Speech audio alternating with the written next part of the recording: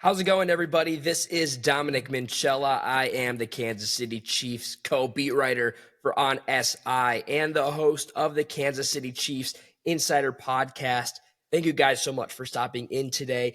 As I wanted to kind of chime in today, there's been a lot of talk going into week 4 for the Kansas City Chiefs, whether that be if they have Xavier Worthy or not. From what we've seen through practices, he's starting to look more like himself. A lot of good vibes from Worthy for the circumstances that he was given, especially with the injury. But it's not just about Xavier Worthy. Going into week 4, is this game at Arrowhead a must-win against the Baltimore Ravens? I've seen this be posted as soon as the Ravens lost to the Detroit Lions. The Lions will be facing the Kansas City Chiefs here soon.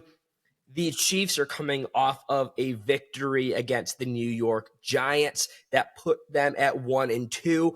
Both franchises going into this game will be holding a chance to fall to 1-3 while the other moves to 2-2.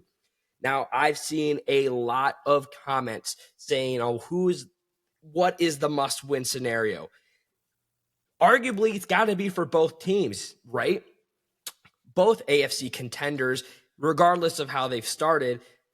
But a lot of people say that it is more of a must-win for Kansas City than it is a must-win for the Baltimore Ravens. And the reasoning is that the AFC West this season, from what we've seen thus far, is very, very competitive. It is a division that sees the Kansas City Chiefs sit in really a second-place tie because the Los Angeles Chargers are the only team who have gone undefeated. But still, they sit at the bottom of the standings. While Baltimore, they still have a strong chance of moving themselves into and to the top of their division, the AFC North. Because if you look at it from a standpoint, the AFC North has two teams that are 2-1, both Cincinnati and Pittsburgh. Then you've got Cleveland and Baltimore falling 1-2. That division is still very winnable for the Baltimore Ravens. However, for the Kansas City Chiefs, it could definitely be a stretch if they fall to 1-3, depending on how well the Chargers continue to play. And I say the Chargers because the Chiefs, while they have just lost history last season to the Philadelphia Eagles in becoming the first team to win 3 consecutive Super Bowls, they are also chasing history this season in winning the AFC West division for 10 straight years. It's going to be an uphill battle given the way that they've begun, but that does not mean to me that I think that we can give up on Kansas City yet. Do I see this game as a must-win for the Chiefs in front of their hometown, in front of their home faithful, in front of the fans that have yet to see them win in a long time at home since the AFC Championship game? I would say yes, because it's crucial for the Chiefs to kind of claw back into the AFC West before it's too late. The Baltimore Ravens, their statistics of offense being a team that's averaged 37 points through 3 games and still holding a 1-2 record kind of gives you the understanding of, hey, they're going to be okay.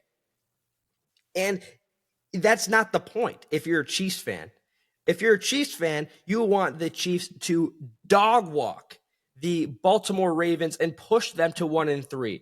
Get Lamar out of the way, get Derrick Henry off the field.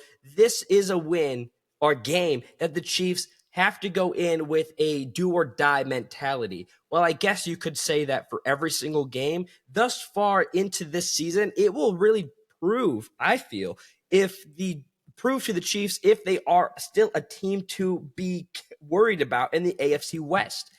Because starting off their season losing to the Los Angeles Chargers in Sao Paulo, Brazil, a playoff contending team, especially with the way that they've gotten off to the start that they have.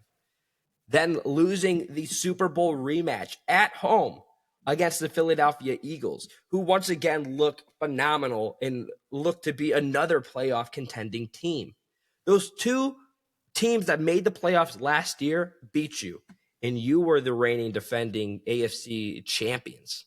You still are. You win against the New York Giants.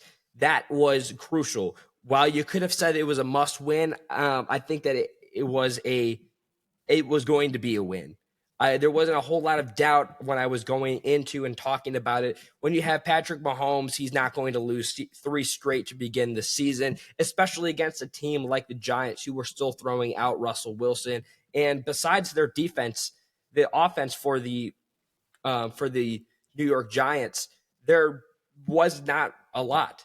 But you're going up against a Baltimore Ravens team that has no resemblance to the New York Giants team. They have an established quarterback. They will punch you in the face. There is a way that you win the game, and the Detroit Lions laid a blueprint out for you. While it could be difficult to bring down Lamar Jackson 7 times or around that in 2 straight weeks, it is the aim of the game for the Kansas City Chiefs. The Ravens will have a long stretch of games where I can see them winning. The Kansas City Chiefs have to win against a playoff contending team sooner rather than later. You've got Baltimore in week 4, then you head to Jacksonville, then you come back to face the Detroit Lions before you face off against the Las Vegas Raiders in week 7, which you get Rashee Rice back.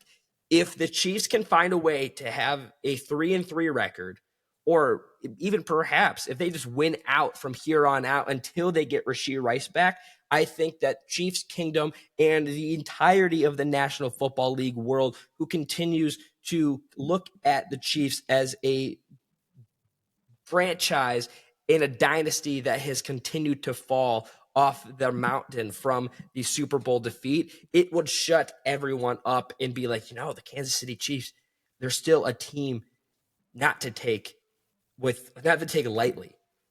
So long as they get Patrick Mahomes, and a Mahomes player who has been everything for this Chiefs team to begin the season, if he's able to have a good game, and he's going to try his best because of the opponent on the other side in the quarterback he's contesting and another former MVP, it is going to be a huge game.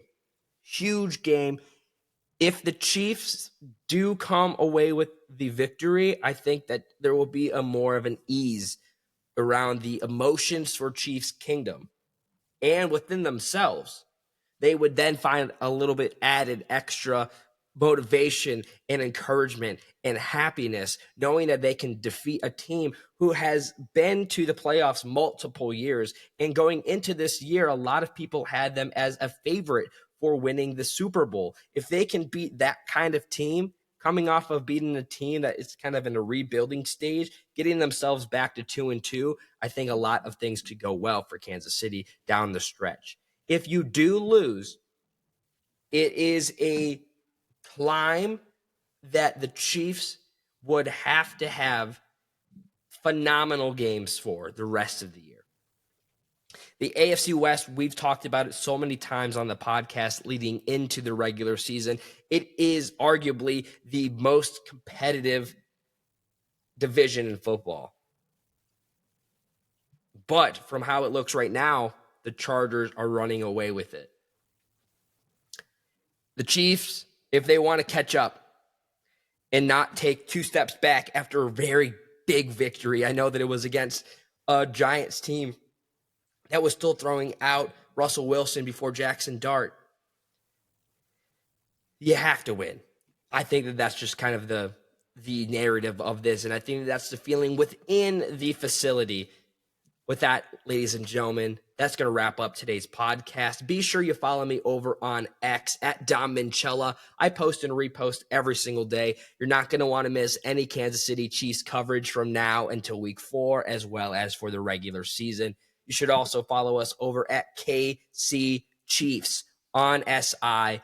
Over on X, exclusively, everything gets posted. Podcasts, analysis, columns, opinion, things coming your way, breaking news, Kansas City Chiefs is the place to get your Kansas City Chiefs on SI is the place to get your Kansas City Chiefs news. Excuse me. But with that, as always, be kind to one another, and I'll see you tomorrow.